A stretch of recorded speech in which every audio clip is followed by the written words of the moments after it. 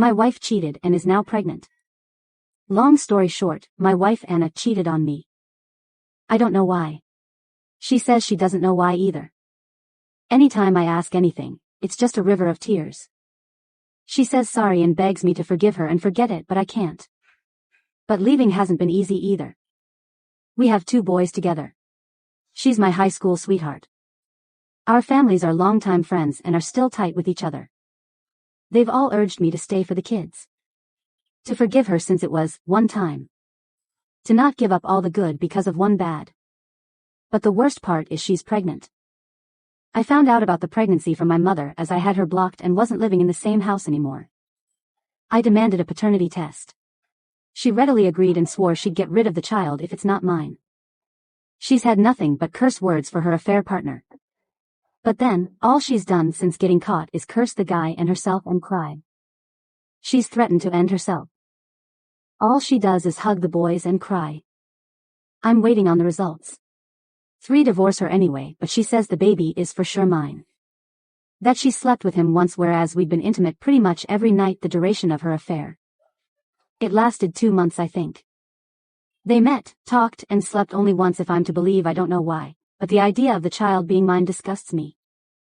It feels like she couldn't commit to anything. Not to me nor the other guy. Why was she cheating if I was satisfying her? How is it that she wanted to talk about her feelings with some random man but not me? How was she sharing her deepest thoughts and feelings with this guy and being with me at once? How does that even work? I've always thought cheating was because you weren't being fulfilled by your partner at home. I've read all these stories of wives leaving their kids, denying affections to their husbands, making jokes at the husband's expense, ruining the men financially, etc. She's done nothing of that sort. She's still the best mother I could have hoped for my sons. They love her more than they love me, I know. She was still the same loving and giving woman I fell for while she was being with the other guy. I saw her texts and every other text is, I love my husband. I don't understand. I can't make heads or tails of this situation. If I did give her a baby, am I expected to forget and move back in? What if I can't do that? It's easy hating the child now because that might be her APs. But what if it's mine and I still hate it? I genuinely don't know how to be without her. Our entire lives are interwoven. Some days I want to go back to the blissful ignorance I was living in. The DNA report takes a week, I believe. It's been 3 days. My sister, she visits Anna regularly. I'm angry about that too because she's only visited me twice, says my wife just looks at our wedding photos and cries. We have a whole junkyard collection worth of pictures and memories. She begged me to go see her once. 1 a.m. clueless of how to proceed. It would have been so much easier if she had been a horrible woman for the months that I could begin to look back and hate. But I can't. Life had been as normal and sweet as ever. I don't even have a bad memory of her I can use to hate her. Our last big fight before this, I can't even remember. I'm going to see her and my boys tomorrow. I think I'll ask for DNA tests on them too. I know they're mine. But you never know. Maybe I'll do it just to hurt her. Maybe I'll find something and I'll just hurt myself more. But that feels so unfair to the boys. Just how do I make sense of this? Edit, I called her. She was crying again but agreed to meet with me. I told her I was going with divorce one way or another. But whether we can ever reconcile a few years later or not fully depends on her honesty. She was crying and her voice sounded rough.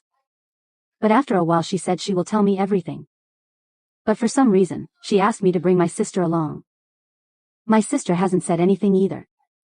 I'm only praying my sister doesn't turn out to be an accomplice or something. She didn't beg for forgiveness or say, think about our kids, after I told her how manipulative she's sounding. She seemed genuinely shocked to realize how she was holding me hostage with her threats. Does that mean something deeper? Are they actions of someone who has remorse? Edit, I talked to her. She showed me all the evidence and I found out which the man was. I am certain now that she was in fact assaulted. However, Anna doesn't seem to think so. She says she didn't fight back and had goaded him, which made him attack her. Update. Update, my wife cheated and is now pregnant. So the DNA reports came back. And the baby is mine. I wasn't even surprised at this point. The day we sat down and talked, she told me she had returned home to immediately take her birth control pill. So she was certain the baby would be mine, and she once again said if by any chance it was the other guy's she would abort the baby. That she had no plans or desire to have kids with anyone except me.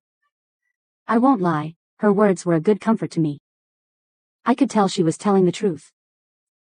I've been reading too many Reddit stories of men finding out their wives were all too willing to have some random man's child. I cannot lie, even the idea of that made me sick. Asked her if she'd keep this baby even if I filed for divorce. She said yes. So, that's where we're at in terms of the baby. As for the other guy, not disclosing too many details, it was a relative of hers. An older cousin who had been harassing her for a long time. She just never said anything to me or complained because her family are obsessed with the entire family comes before all mindset. I'm seeing this pressure to keep everything together happen to me in real time after all. Anyway, long story short, he had returned to our hometown around 3 months ago and started texting, followed and harassing her. Hence why all the blocked numbers and repeated texts of being happy with me, loving only me. She admitted to sending him a videotape of us being intimate as a way to make him ashamed of her and leave her alone.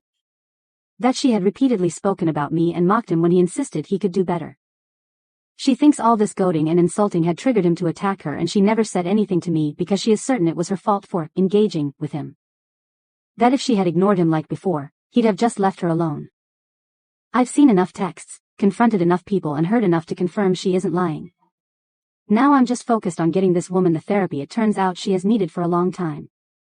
I have decided on legal separation for now, but haven't met with the lawyer yet. Our kids will have both of us, of course, and I'm happy to know at least my irrational hate for the baby is gone. It's the only positive thing I'm feeling right now. I'm beginning to think clearer now. Reddit has helped me feel confident in protecting myself. I don't feel quite so selfish now. I will support Anna because she desperately needs it. Our relationship needs work, but that comes second to her health, our baby, and our sons. I'm going to work on us, but I'm also taking steps to protect myself and the boys. I have Reddit to thank for giving me the confidence to do this and not feel guilty. Much thanks for that. Edit, I am not divorcing her. It's a temporary separation because she needs to heal first before we can be a couple again. Her response to being harassed by that man was putting herself on me. She admitted our first time over 10 years ago was in part influenced by his obsession with her virginity. Meaning our first time happened before she was actually ready for something like that. Her response to his texts was sending intimate videos of us. Her response to me trying to get some space was trying to seduce me back into bed with her. I'm not a therapist. But that attitude is not healthy. That much even I can tell. Right now her idea of therapy is to pretend like nothing happened and try to get intimate with me at any opportunity. And she takes me saying no as rejecting her for being used. I'm not helping her with this separation, I know, but I can tell I'm not helping her cope by being too close either. A little separation is best as suggested by the therapist and lawyer. Yes, I know she didn't cheat. It's that the title has to be same for an update. I'm not calling her assault cheating. Please subscribe and comment your thoughts. Thank you.